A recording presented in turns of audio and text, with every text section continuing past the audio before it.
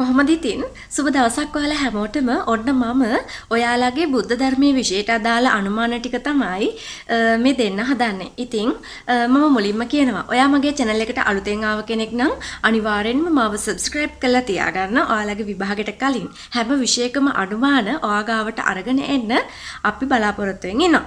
ඉතින් මුලින්ම බුද්ධ ධර්මයේ විශේෂයට අදාළ අනුමානයේ විදිහට මම ඔයාලට කියන්නේ මෙන්න මේ පාඩම බලා ගන්න කියලා. ඒ තමයි කර්මය. කර්මයේ පාඩම ඔයා හොඳට බලා ගන්න. ඔයා දන්නවා චේතනාහම් භික්කවේ කම්මං වදාමි චේතයිත්වා කම්මං කරෝති කායන වාචාය මනසා. නේද?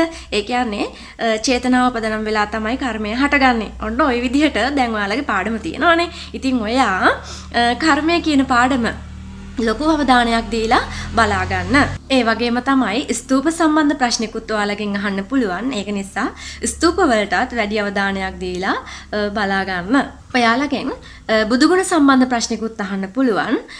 බුදුගුණ සම්බන්ධ ප්‍රශ්න අපි කතා කරත් අසරණ සරණ ගුණය, ඒ වගේම ගිලනුන්ට උපස්ථාන කිරීම, තාදී ගුණය, මෙන්න මේ වගේ බුදුගුණ ඔයාට බලා ගන්න පුළුවන්. ඉතින් ඒ නිසා ඔයා බුදුගුණ වලටත් වැඩි අවධානයක් දීලා ඒ ටිකත් පාඩම් කරගන්න. ධර්ම සංගායනා සම්බන්ධ ප්‍රශ්න ගැන කතා කරොත් මේ පාර දෙවන ධර්ම සංගායනාවෙන් ඔයාලට අහන්න තියෙන ඉඩකඩ වැඩි.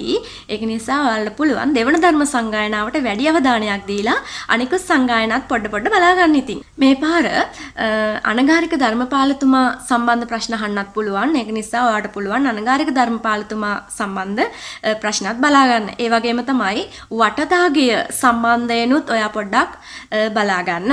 සඳකඩ පහන සම්බන්ධ ප්‍රශ්නකුත් අපෙන් අහන්න පුළුවන්.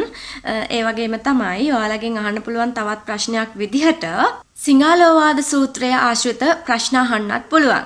නේද? එතකොට සිංහලෝවාද සූත්‍රය ඔයගොල්ලෝ දන්නවා යුතුයකම් තියෙනවා වගකීම් තියෙනවා නේද? ඒ සම්බන්ධ ප්‍රශ්නත් අහන්න පුළුවන් නිසා ඒ සම්බන්ධවත් පොඩ්ඩක් බලා ගන්න. සිංහලෝවාද සූත්‍රය ආශ්‍රිත පාඩම පොඩ්ඩක් බලා ගන්න. සමස්තයක් වශයෙන් ගත්තොත් භාවනාව ඔයාලට අහන්න පුළුවන්ම ප්‍රශ්නයක්. ඉතින් භාවනාව කියන පාඩම බලා ගන්න. ඒකෙදි සමත භාවනාවට වැඩි අවධානයක් දීලා බලා ගන්න.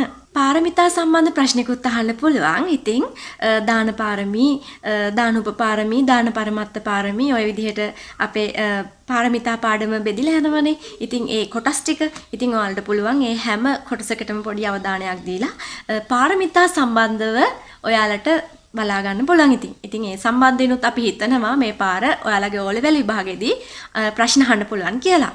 ඉතින් ඔයාලට පුළුවන් නීවරණ ධර්ම සම්බන්ධයෙන්ුත් පොඩ්ඩක් විශේෂ අවධානයක් දීලා බලා ගන්න. ඒ වගේම තමයි ඔයාලගෙන් අහන්න පුළුවන් පුතේ දස රාජ ධර්ම සම්බන්ධ ප්‍රශ්නකුත්. ඒක නිසා ඔයා එහෙනම් දස රාජ ධර්ම සම්බන්ධවත් බලා ගන්න. ඒ වගේම නතං කම්මං කතං සාදු කියන ගාතාවත් ඔයා බලා ගන්න.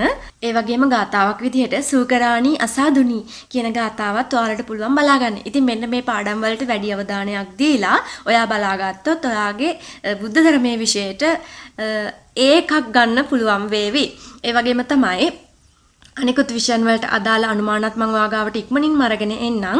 මම මේ වෙනකොට අනුමාන දාලා තියෙනවා සිංහලවල, විද්‍යාවවල, ඒ වගේම ඉතිහාසය. ඉතින් ඒවත් ඔයා බලන්න මගේ channel එකේ තියෙනවා. ඒවට තියලා පොඩ්ඩක් බලන්න. ඉතින් ඔයා මාත් එක්ක සම්බන්ධ වුණාට ගොඩක් ස්තුතියි. ඔයා මේ වෙනකොට පාඩම් කරමින් නම් ඉන්නේ. මම ඔයාලට ගොඩක් ආදරෙන් කියනවා. ඔයාලගේ හැම විෂයකටම ඒකක් ගන්න පුළුවන් විදිහට උපරිම මහන්සි වෙලා පාඩම් කරන්න. විශේෂයෙන්ම ඉතින් ඔයගොල්ලන්ගේ දෙමව්පියෝ ඔයාලා වෙනුවෙන් මහන්සි වෙනවා. ඔයාලට හැමදේම කරන්නේ අම්මයි තාත්තයිනේ. ඉතින් එයාලව සතුටු කරන්න පුළුවන් හොඳම අවස්ථාව තමයි මේ ඔයාලට හම්බ වෙලා තියෙන්නේ. එයාලා ගොඩාක් බලාපොරොත්තු තියාගෙන ඉන්න ඔයාලගේ කඩේම් විභාගය ඔයා ගාවටම ඇවිල්ලා තියෙනවා. ඉතින් ඔයාලට පුළුවන් ඔයාලගේ දැනුම පාවිච්චි කරලා මේ විභාගේ පේපර් එකට හරියට උත්තර ලියලා එයාලව සතුටු කරන්න. ඒ වගේම තමයි ඔයාලගේ ජීවිතෙත් ගොඩාක් සාර්ථක කරගන්න පුළුවන් වෙන ලොකුම විභාගයක් පුතේ මේක. නොසලකා හරින්න එපා. අනිවාර්යෙන්ම හොඳට වැඩ කරන්න. මම කියන්නේ සාමාන්‍යයෙන් normal විෂයන් කරන්න උත්සාහ කරන්නේ නැතුව. ඒ කියන්නේ ඔයාලා දන්නවා දැන් වෙනකොට අපේ රටේ වැලියු එකක් තියෙන්නේ මොන වගේ විෂය කාණ්ඩ වලටද කියලා. අනාගතයේදී හොඳ රැකියාවක් බලාපොරොත්තු වෙන්න අපි අපේ අධ්‍යාපන කටයුතු කරන්න ඕනි. එහෙම නැත්නම් අපි අනික් අය කරන්නම් වාලේ ඒ විදිහට කරගත්තොත් අපේ ජීවිතේදී කවදම හරි දවසක පසුතැවෙන්න සිද්ධ වෙනවා. ඒ පසුතැවීම ඔයාලා අත් කරගන්න එපා. මේ පුංචි කාලයක් තියෙන්නේ. දැම්ම ඉඳන් මහන්සි වෙන්න. අද ඉඳන් මහන්සි වෙන්න හිතුවත් කමක් නැහැ. ඔයාලගේ ජීවිතේ මේක ලොකුම කඩේම පුතේ සැහැල්ලුවෙන් හිතන්න එපා. අනිවාර්යෙන්ම ඔයා ගොඩාක් උත්සාහ කරන්න. මම ඔයාලට විශ් කරනවා. ඔයාලගේ දැන් A level කරන්න තියෙන සබ්ජෙක්ට් තියෙනවනේ. ඒ A level කරන සබ්ජෙක්ට් වලත් හරවත් විෂයන් ඔයා තෝරගන්න. ඒ වගේම තමයි අනාගතේ රැකියාවක් මුල් කරගෙන. ඒ කියන්නේ රැකියාවක් කරන්න පුළුවන් සබ්ජෙක්ට් එකක්ම තෝරගන්න පුළුවන් විදිහට ඔයාලගේ සාමාන්‍ය පෙළ විභාගයේ හොඳ ඉහළ ලකුණු මට්ටමකින් සමත් වෙන්න. ඉතින් අන්නේ ඒ කාරණා ටික ඔයාගේ ඔළුවට දැම්මම දාගන්න. මම ඔයාලට කියන්නේ මේ විභාග ලියන්න කලින් මේ දැන් තියෙන කාලයත් ඇති ඔයා ගොඩක් මහන්සි වෙන්න පුතේ. මොකද අපිට ජීවිතේ වැරදුනොත් ඒ වැරදුණු අවස්ථාවේදී අපේ පැත්ත ගන්න කවුරුවත් නැහැ. අපිට ඉන්නේ අපි විතරයි. ඉතින් ඔයාලට පුළුවන් ඔයාගේ ජීවිතේ ගන්න තියෙන ලොකුම හැරවුම් ලක්ෂය කිව්වත් මම නිවැරදි. මේ හැරවුම් ලක්ෂය ඔයාට ලොකුම විදිහට හොඳම විදිහට සක්සස් කරගන්න පුළුවන්. ඉතින් ඔයා උත්සාහ කරන එක තමයි වටින්නේ. දවසක් මහන්සි වුණත් පුළුවන්. ඉතින් ඔයාට මේ හෙටයි කියලා විභාගේ බැලුවත් ඔයා අනිවාර්යෙන්ම කොහොම හරි කාගෙන වැඩ කරලා මේ සාමාන්‍ය පෙළ විභාගේ නම් හුඟක් ඉහළින් සමත් වෙන්න. ඉතින් මම ඔන්න ඔයාට බුද්ධ ධර්මයේ අනුමාන ටික අරගෙන ආවා. ඒ වගේම තවත් මොනවා හරි කියන්න දේවල් තිබුණොත්, ඒ වගේම තවත් මොනවා හරි එයි කියලා හිතුනොත්, ඒ හැම දෙයක්ම මම ඔයාලව දැනුවත් කරන්නම්. මාත් එක්ක එකතු වෙලා ඉන්න එකට ඔයාලට ගොඩාක් ස්තුතියි. ඔයාලගේ ජීවිතේ උපරිම ගමන යන්න පුළුවන් වෙන්න කියලා මම ගොඩාක් ආදරෙන් ඔයාලට සුබ පතනවා. ඉතින් ඔයාලා හැමෝටම good luck.